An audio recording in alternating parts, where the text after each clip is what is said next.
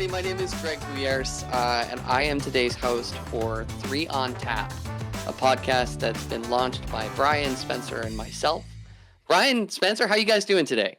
I'm doing great. I'm glad to be here. I hope you guys had a great Thanksgiving. Glad to be back in the saddle, back on screen with you guys. I'm equally good. My wife, she works, just to give everybody a little background, she has to work far away a couple times a week, like 2.5 hours away. She left early. I couldn't go back to sleep, so I've been up since, 5:36 my time. And I went and exercised, and I got a lot of stuff done before. I feel good. And your wife's meeting with the governor today. She's having dinner with the governor tonight. Yes. Is she going to wear the same sort of Hawaiian shirt that you have on today? That's important. Does she get her dressing Well, advice from before you? we started this conversation that we're recording, we were talking about how my wife is awesome and I'm a doofus. She's like the fashion plate of the world. She orders her clothes from England and stuff like that. She's going to look amazing. She always, going out, she dresses amazingly. And I it's funny, we've gone places like she does degrees in journalism. So she does movie reviews and stuff like that for a couple of national sites. And we ended up going to one. It was for a Netflix movie, which was, by the way, really good. Anyway, all that to say is she showed up dressed like a movie star, and I wore a tie-dye shirt, flip-flops, and shorts. And they're like, "And who are you? Are you the help?" And I'm like, "No, I'm married to her." By the way, what are we drinking? I'm doing this. Oh, yeah, we gotta do that. Okay. All right, Spencer, what are you drinking? Well, Brian, you've already got it up. What are you doing? What are you drinking? I'm the designated driver, as always. So I am doing the Starbucks Americano, 3 pumps of sugar-free vanilla. I just want to point out that we're recording this at 10:20 on Tuesday morning. So it's hard to kick off with alcohol. But with that said, I have a wonderful sister-in-law and brother-in-law who made their own Kahlua. Really? And so I am having coffee and Kahlua this That is morning. cool. So that's how I'm starting it off. The homemade Kahlua by the Hanlons. So it's afternoon in Arkansas, so I don't feel as bad about the alcohol, but I've got the good old garage beer, nice. the Jason and Travis Kelsey special. Nothing like what's their thing? It's light beer that tastes like beer. Gotta hear it. I love that we get the pop top opening. Okay, cool. Well, so today's episode is going to be focused on an ode to our robot overlord, AI, and how it's growing within the nonprofit sector, how it's being used.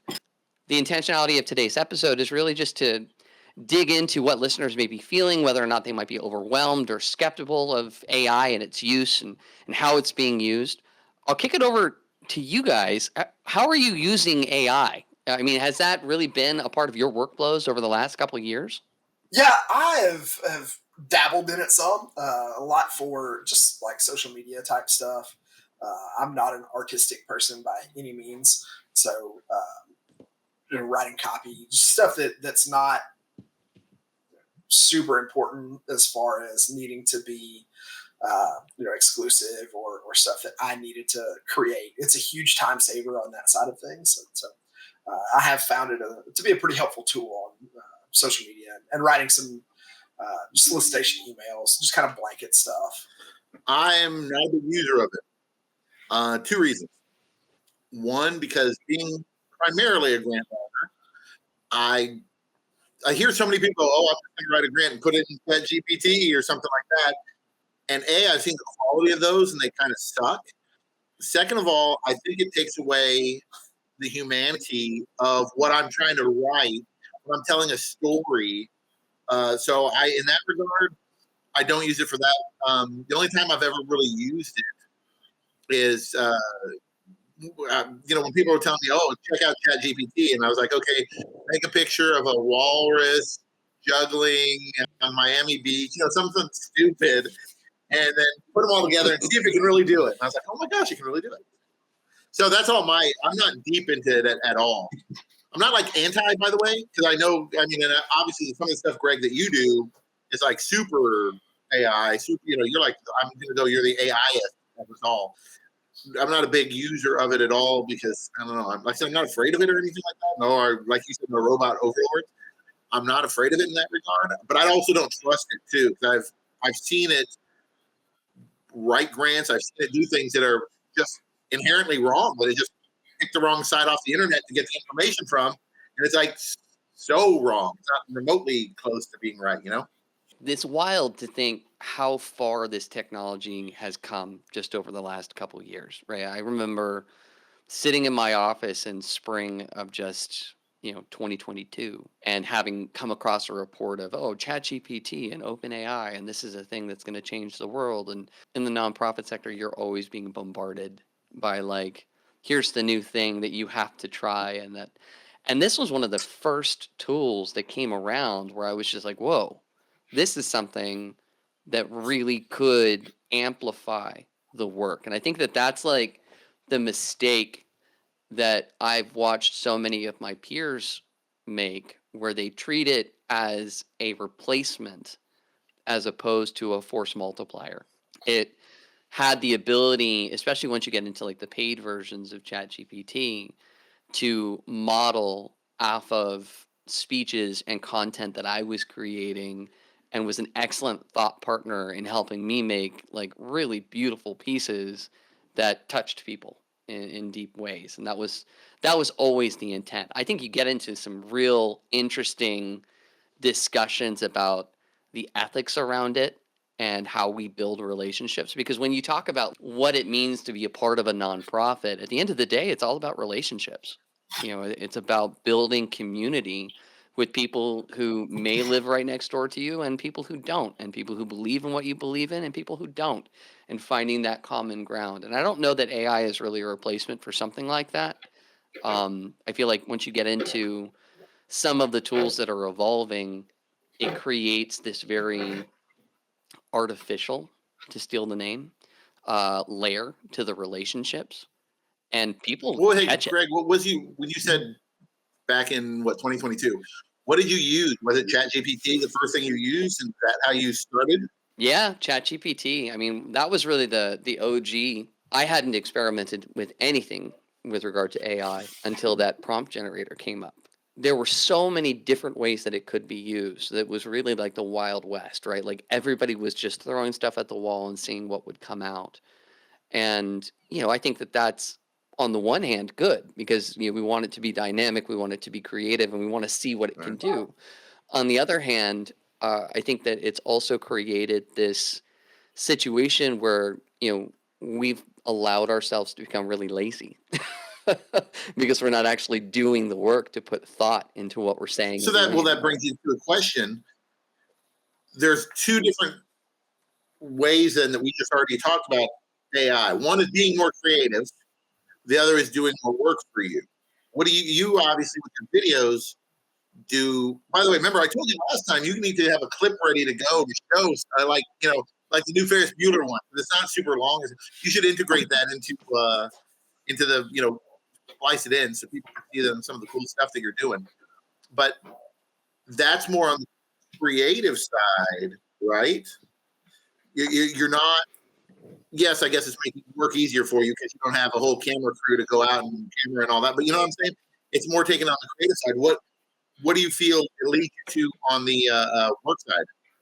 I think that's actually a really great place to start, Brian. Like, how are we using AI in our current workflows, right? And so for me, I do a lot of content generation with clients, right? So I'm generating these videos, as you said, they're 100% AI generated. I'm using them to help create, even today, I took a transcript of a video interview that I did on site and was able to turn that into an appeal Oh, wow. letter as a thought partner with AI. I can actually probably pull that up to show y'all. But it, as an example, we did a sit down with a staff member at a Boys and Girls Club. We'll call him Todd. And Todd is going through, he is autistic. He's running the front desk, but he was the first member to start at the club's inclusion program 20 years ago. So he's 35 now. His mom was a single parent, dropped him off at the club. Just an amazing story about how fearful she was to take him to an environment like this, and how he found community and identity by being by being a part of this inclusion program. And it was a really meaningful video.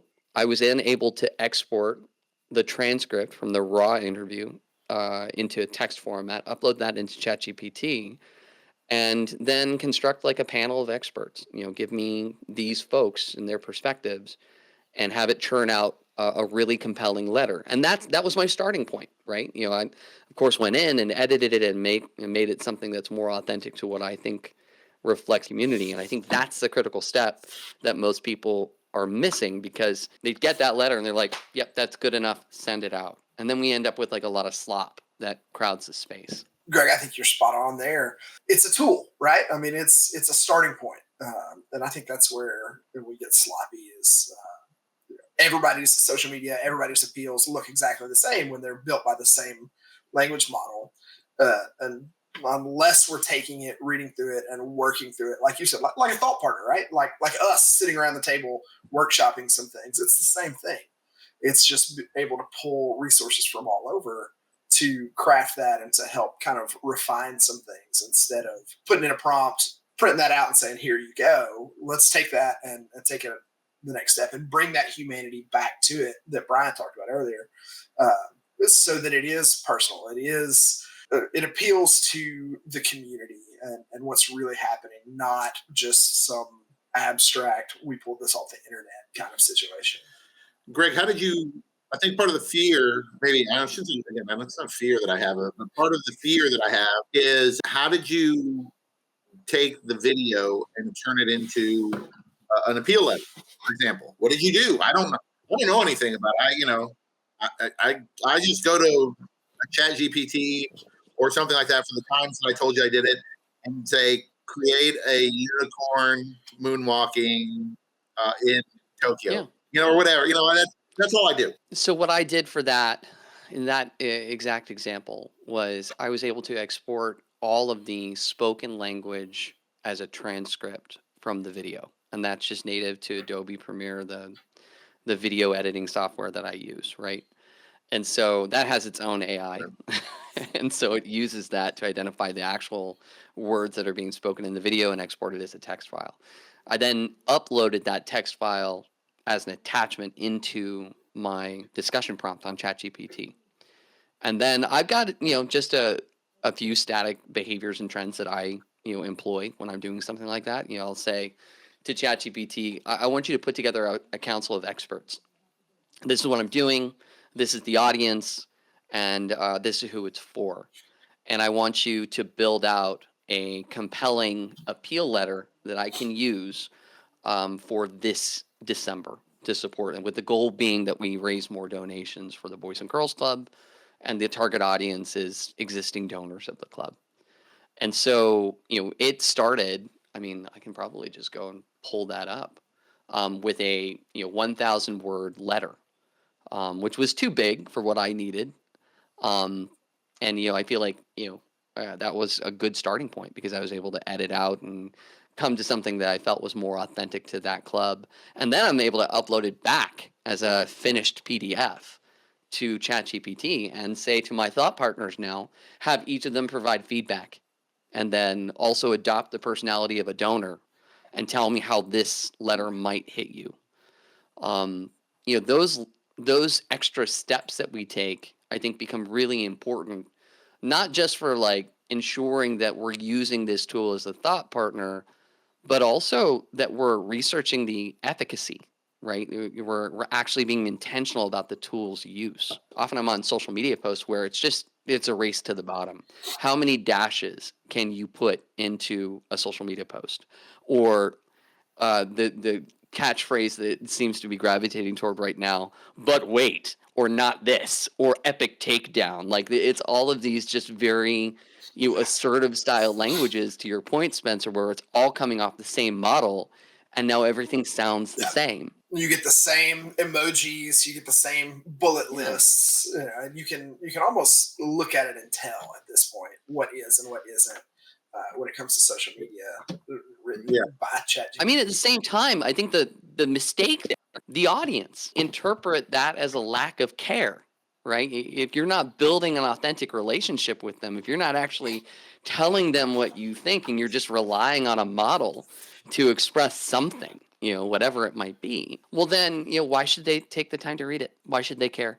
But it's, I mean, if my kid uses it in school and they say, write a paper on Napoleon, and he says, Chat GPT, write a paper on Napoleon, yeah, that to me is unethical. You see what I'm saying? What would be unethical if the facts are correct? If the data presented is correct, what would be considered unethical for a nonprofit? I mean, it's how it's used. It's absolutely 100% how it's used. So, like, for instance, let's just create an example. I'm the nonprofit, you're the donor, and you may not be connected with anything involved with Boys and Girls Club at this juncture, my nonprofit of choice, whatever it is. I can conceivably scour the internet for information about Brian. I can find out where you live, what your giving history is, where you went to school, all kinds of analytics and metadata about who you are. Pump that into an AI model, and then use that model to build a strategy around how to engage directly with you. And then beyond that, after we've initiated content, I can use that model and that data to artificially expand our relationship with the goal of getting a donation. I think where we get into like an ethical problem is whether or not that relationship is authentic. Because you, as the person interacting with the nonprofit, you feel that it's authentic. I care about what I'm doing as the nonprofit. I want to bring you into our community, and I want you to have a personal connection with who we are. And that's how I'm presenting that information to you. But if everything that I've presented to you has been articulated through some model on what is going to most quickly resonate with you and allows me to manufacture the number of relationships that I'm able to maintain. And, the human condition is limited, right? Like I may be able to maintain 10 or 12 deep relationships within my social circle, but using this model, I could even put that to like 100, 150, right? It will remind me that a conversation we had 6 months ago, your son broke his leg playing basketball. And it will say, hey, you might send an email right now to just see how his son is doing. But I mean, when you're going after grants, when you're going after donors, I knew before ChatGPT, before AI, when my big donors' birthdays were. To me, it's not ethics. You're increasing efficiency so I can do it more easily.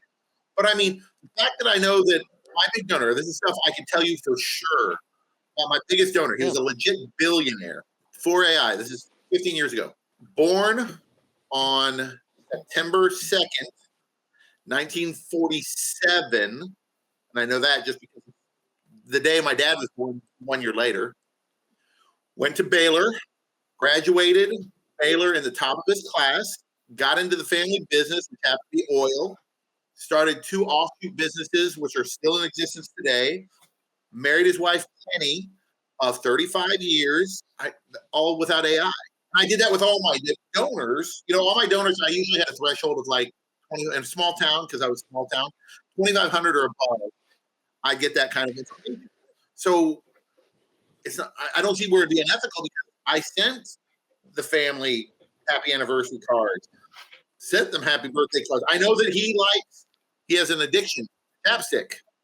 I would send him he's a billionaire. I can't buy him anything he can't buy. Yeah. So I get him a chapstick, because now that's in his mind. He's like, oh my gosh, that's really cool. Thanks. He knew I like chapstick, and he does. And I'd find a weird flavor, weird, coconut or something like that. But where does that border on ethics? Where are we going with this on ethics? Other than, like I said, my kid cheating in school, or any kid. I mean, I think you're proving my point, Brian. The fact that you remember who this person is and that you know so much about them means that it was an authentic relationship that you were building. Now, let's just pretend that you're using this model to build a relationship with someone and you meet them at a party and you don't remember any of that. All of that was information that was fed to you, and it's crowdsourced with now 200 to 500 different donors. Is it a real or a manufactured relationship? That person's going to be talking to you like they know you because you know them. but you don't really know them. The model knows them, and it's been feeding you the information to send to them. But I think also it gets into the question of do they opt into that or not? Yeah. If you're building an authentic relationship, most likely they have volunteered most of that information. You have asked those questions on your own. You've built that relationship. But if you are using ChatGPT or whatever AI to scour the internet, to dig into stuff, you really kind of get into some privacy questions. Is that information that was readily available? Because if so, we all grew up in the era of phone books. You could get somebody's address, phone number, no problem. It's a little bit more difficult now, but with the AI models that are available, you do kind of worry about where did this information come from, and was it something that was available to me, or did I steal it? No, it's just, but again, it's still. I think I guess I'm getting to picking the hairs about too much of getting into unethical versus genuine. And that's kind of where you're going with, Greg. Because nowadays, how many times do you see something that you read, whether it's on social media, whether it's, and you're going fake AI, and you question it? I think everybody gets that way. I mean, so that's a really interesting point. I think one of the silver linings of all of this. How long did we repeat the words, don't trust everything you read on the internet? And yet we still go to Thanksgiving and we got that crazy ass uncle who's talking about, they did yada, yada, yada, yada, why?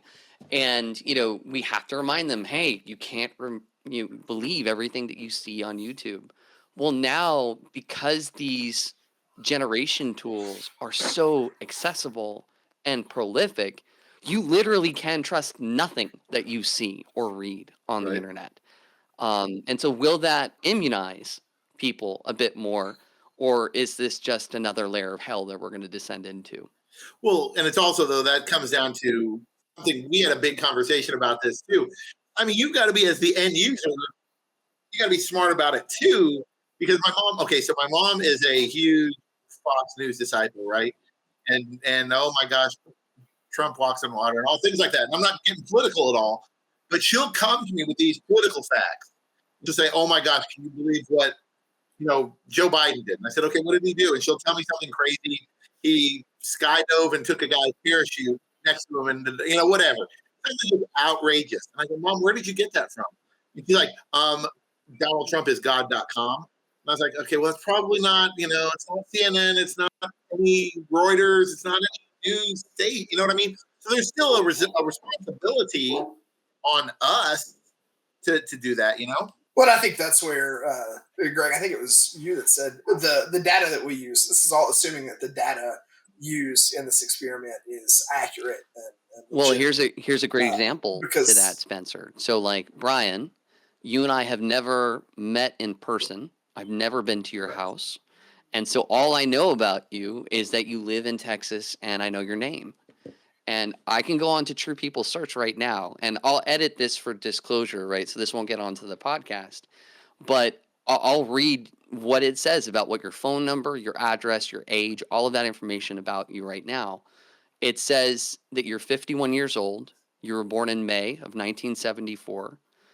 You live in College Station, Texas. That your phone number ends in 1681. I've got the phone number here. It shows me your home on Google Map. I can see a full background. I can pay for get a full background check. Where do I live? What street do I live on? The address is 3705 See, Essen that's Loop. none of what you said that was accurate. Was it all inaccurate? I was born in September 27th, 1969. I just turned 56. I live in McKinney, Texas. Flip side, I didn't use AI per se, but so everybody knows, Greg's birthday was recently, and I said it's cookies. Mm-hmm. I got that. I did it. They were delicious, by the way. I didn't share them with anyone. Well, thank you. I'm glad you enjoyed it. My wife and I used to own a gourmet cookie company. Anyway, but I got that from just doing a search of Greg's email address, Napa, California, that kind of thing. And it all came up. Well, I mean, and that's the thing, like, to your point, Spencer, the data is out there. right? You have to be really intentional about Right. how you secure it and how you use it. But I don't know. I just struggle with where all of this is headed, because if we treat relationships like slop, then how can we really expect people to care about the work that we're doing? Because everything is artificial. But I think that's what sets the nonprofit world apart from for profit is it is about the relationship. It's about making a difference beyond just the dollar amount involved. And so I think there is a lot for us to be careful of in using these tools, and to be cognizant of for donors and anybody else that is impacted by this. I couldn't agree more. I also think, for nonprofits that deal with, mental health, or in which their stories can be really restrictive, right? It's an incredible game changer for them. Like if you're working with CASA, for example, court appointed special advisors for youth who don't have a dedicated or a great representative to help them guide them through a court proceeding.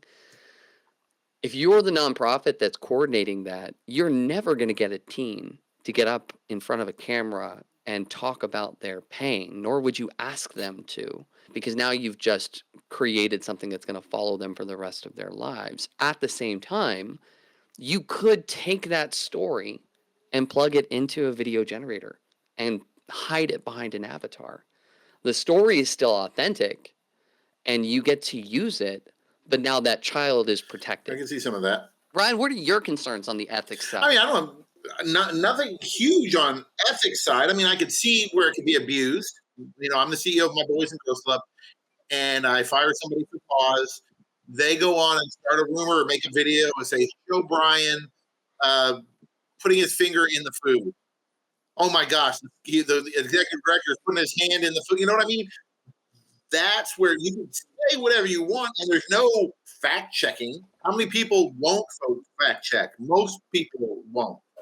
I think Brian is right on with the deep fake side of things, but I go back to my high school days and Cliff's Notes and Spark Notes. Right, I wrote an entire research paper on the grapes of wrath and whether or not the social commentary was still relevant in the early 2000s. I never opened the book. I can tell you about it, but I used the tools at hand and was able to write a really solid paper. What grade did you get? And I think this is the same type of things. 98. Oh my God, good for you. Tell you, I'm not artistic, but I can write. And so, I think about this. I think about AI kind of in the same sense. It's a tool, and when used appropriately and within some guardrails, it is a helpful thing. But when used inappropriately, it can be harmful. Just like a kitchen knife. You use it to carve your turkey on Thanksgiving, great. You use it to murder somebody, probably not good. So there's always going to be danger in any tool out there, but as long as we're using it and being considerate of the end result and how it impacts the people we serve, then I think we're okay. To Spencer points in, we here at Three on Tap are saying that murder is unethical. I'm glad we all agree. Come to that agreement. Yes. This is the place we now occupy. Yeah, I mean, I think that's an interesting perspective, because it does actually lead back to the ethical argument, I think, right? Like, it's a tool, but in the wrong hands or for the wrong purposes, a tool can absolutely be misused. It empowers people. It empowers people that don't always need to be empowered. Before anybody gives me grief that who deserves the right to pick who gets to be empowered or not, stop with that.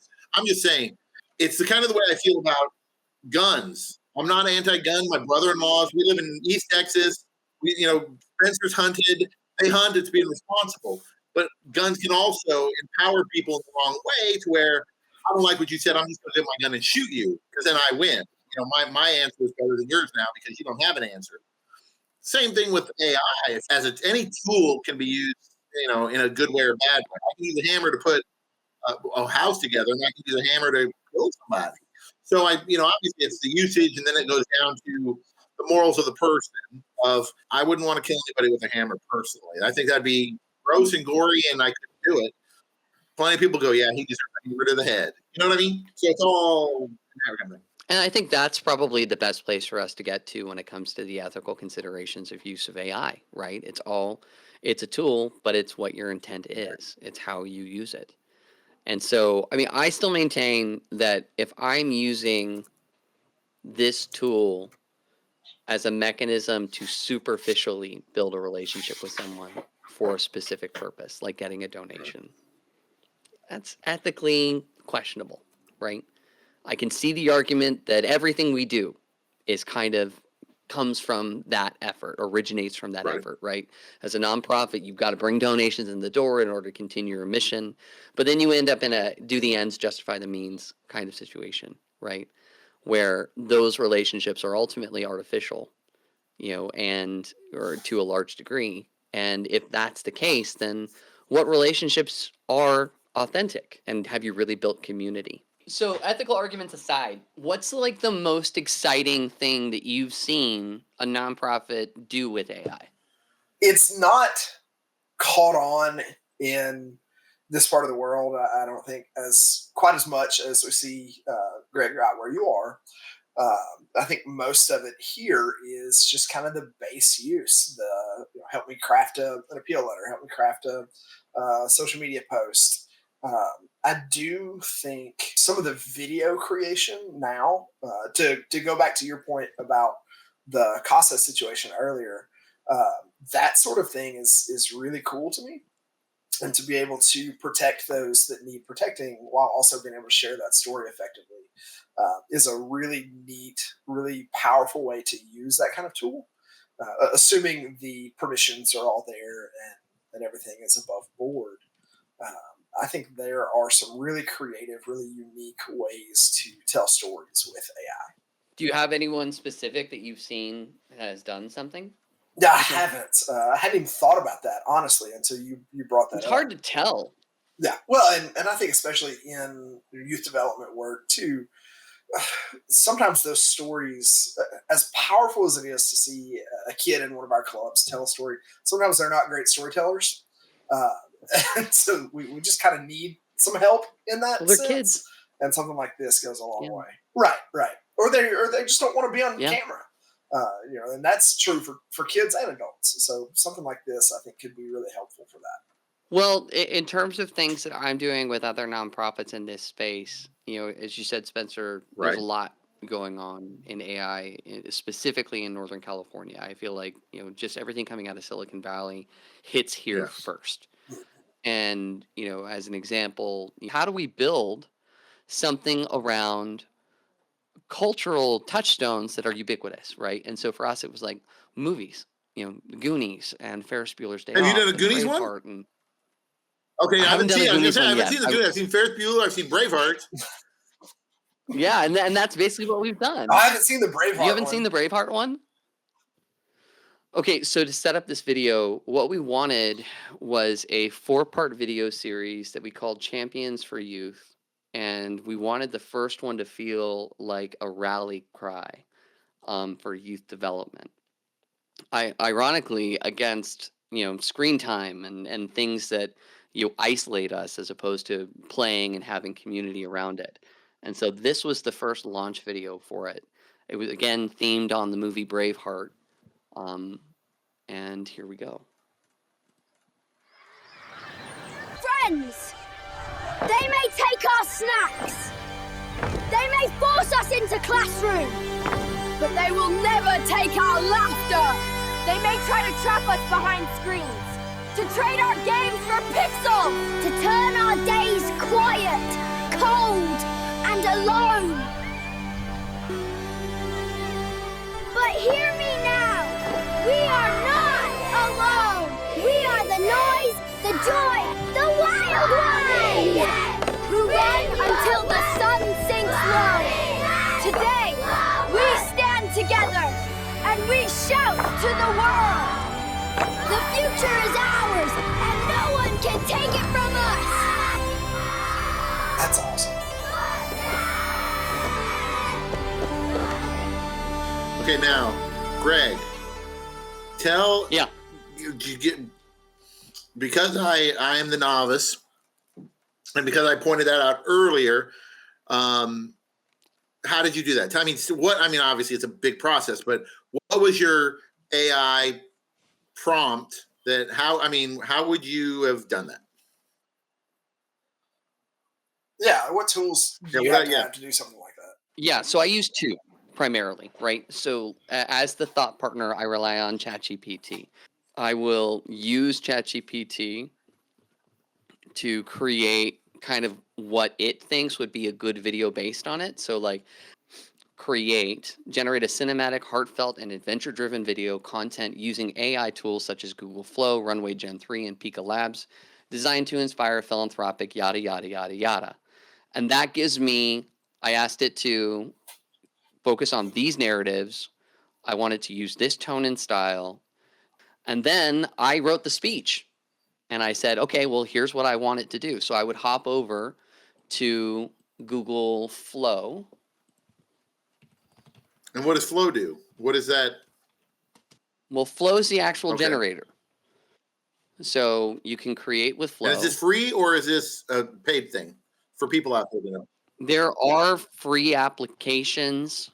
Now I'm on the Ultra plan. And then I just take all of the, after I get the various things that I want, I just download them, pop them into Adobe Premiere, string everything together, and do the rest in post-production. Gotcha. That's wild. So that's the primary mechanism that I've been using. That is really cool. So if somebody wanted to dabble into that, what kind of investment are they talking about for like Google Flow and ChatGPT 5? Well, I mean, ChatGPT, the paid version is $20 a month, right? And once you've got access, you've got access. Google Flow is a little bit more expensive, but they do have tiers. So let me just pull that up real quick. Every generation that you do takes a certain number of credits, and the credit charge depends on how high quality that generation is. So for like a high quality 8 to 9 second clip, you're looking at 100 credits. For the lower quality, it might be 10 credits or even free, depending on whether or not you have that plan that gives you access to the free stuff. Gotcha. Right now, they have a basic plan at $20 a month, which gets you access to Flow with modest generation limits. So right now for the tiers for Google Flow, for 100 credits a month, so again, that would be 10 of the low quality videos, it's free. In order to do AI Pro, you get 1,000 credits a month, and that costs about $20. And then I'm on the Ultra plan. That's 25,000 credits a month. Again, I use this product all the time and for a bunch of different stuff. And so my cost is $250 a month. So other things that I've seen, I hadn't gotten an opportunity to use the tool before I left my last position, but I was in the process of engaging with a company called Momentum AI. And this is, I think, where I kind of got into that ethical dilemma about whether or not this was the direction I wanted to go.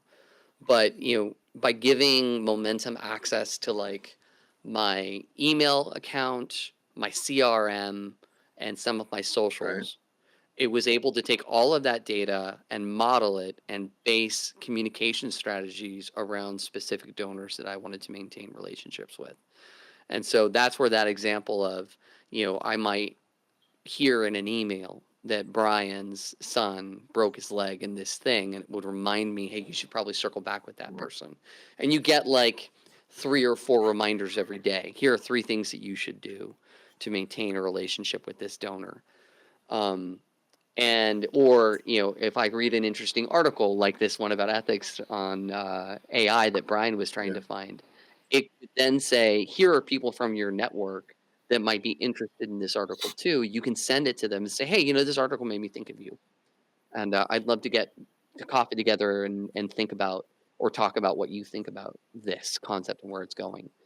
And so I think going back to where we started, right? If you're using it as a tool to inform your relationships as opposed to artificially inject them, it can be really powerful. I'm feeling it. I'm getting it. All right, let's go to the last call. What gives you hope about AI and how it can improve authenticity instead of eroding it?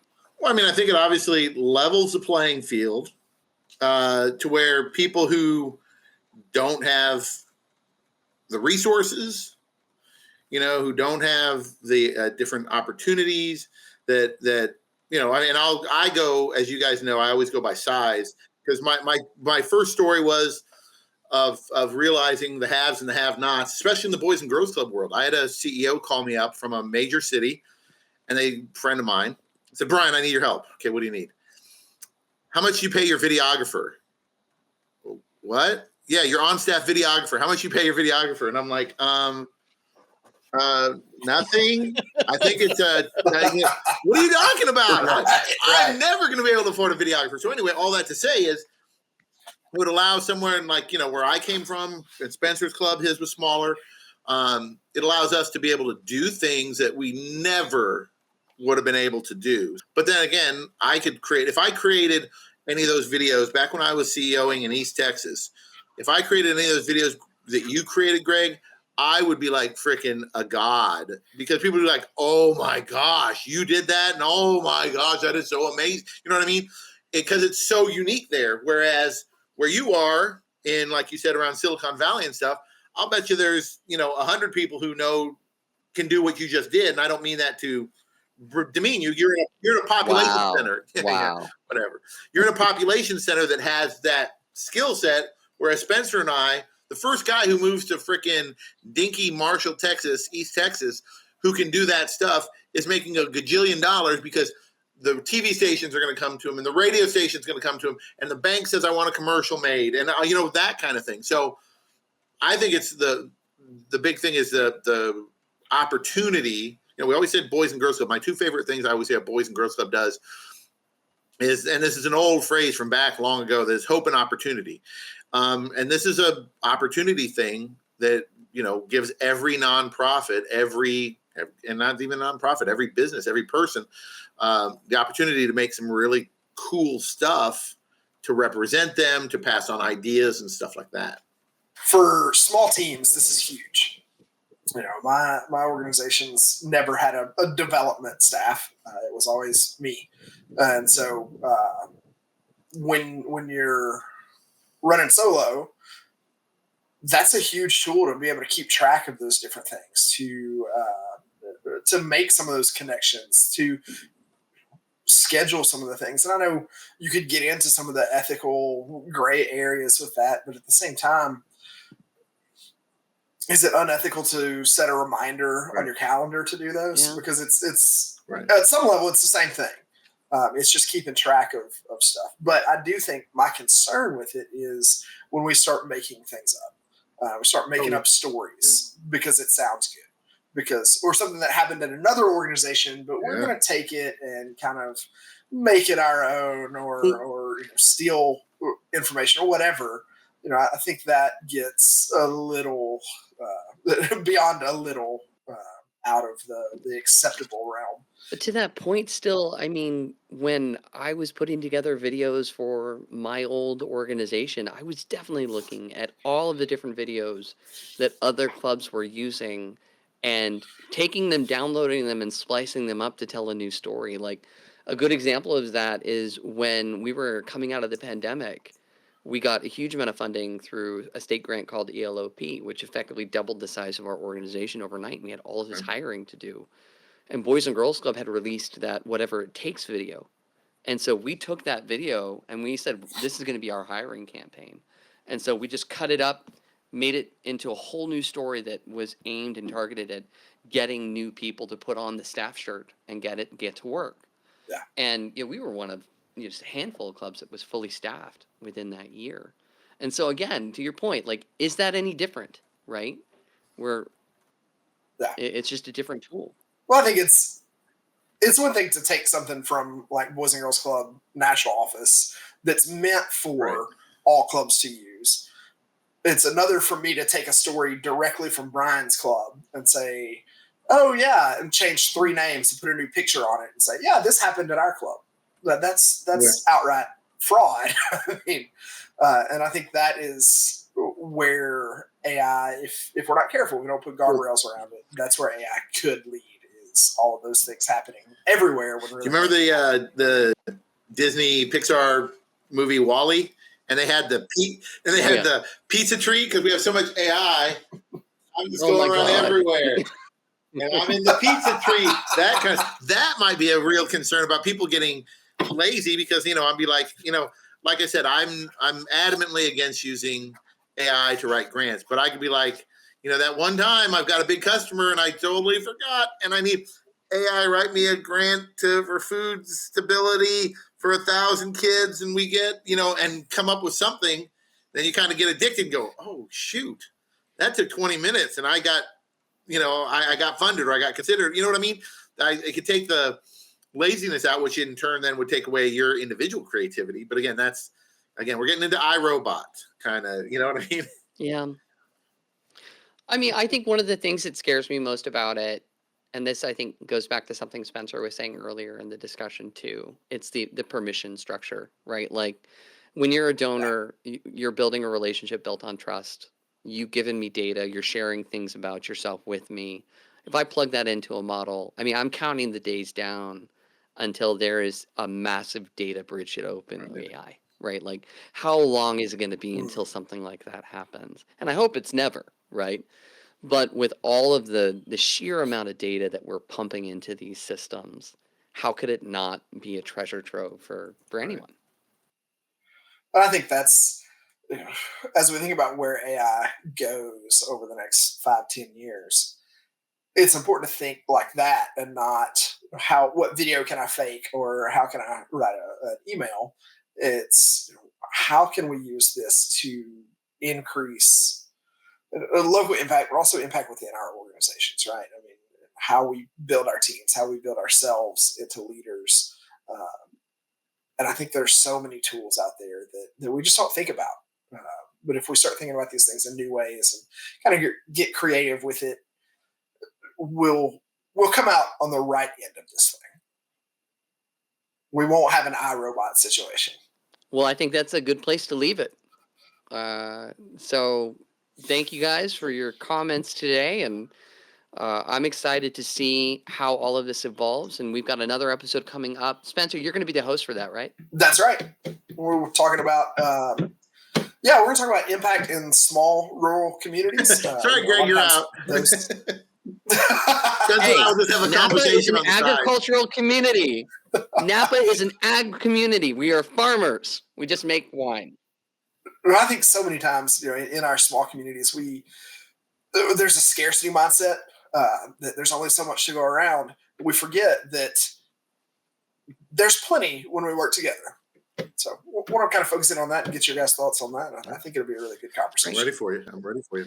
Okay. And then so let's wrap by saying who each of us are and how people can hear more about us if they want to learn or connect with any of us directly. Yes. Okay, I'll go. Name's Brian Partee. I am president and CEO of the nonprofit marketplace.org. Yeah, Spencer Chastain, Grace Consulting and Grants. You can find me on Facebook or just on our webpage, which is graceconsultingandgrants.com. And my name is Greg Bouillers with Let's Go Studio. You can find out more about me by visiting our website, www.letsgostudio.org. Well, guys, this was really interesting. Thanks so much for the conversation, and I look forward to joining you at the next recording and seeing how this goes. Yeah, you're welcome. All right.